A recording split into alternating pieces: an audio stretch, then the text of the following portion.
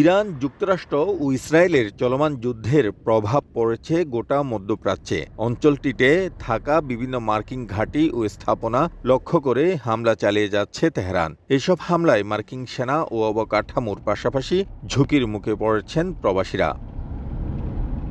বুধবার সংযুক্ত আরব আমিরাতে আরও এক বাংলাদেশের প্রাণহানির ঘটনা ঘটেছে। ফুজিরা অঞ্চলের আল রিফা এলাকায় একটি কৃষি খামারে কর্মরত অবস্থায় ড্রোনের ধ্বংসাবশেষের আঘাতে শাহ আলম নামে ওই প্রবাসীর মৃত্যু হয়। তার বাড়ি কুমিল্লার জিরুইন এলাকায়।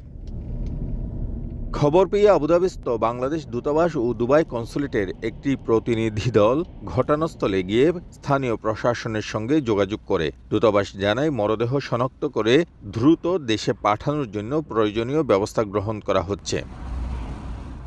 এর আগে আজমান প্রদেশে সালেক উদ্দিন নামে আরও এক বাংলাদেশি নিহত হন। দেশটিতে এই পর্যন্ত ২ জন বাংলাদেশি সহ মোট ১২ জন নিহত হয়েছেন এবং আহত হয়েছেন ১৯০ জন।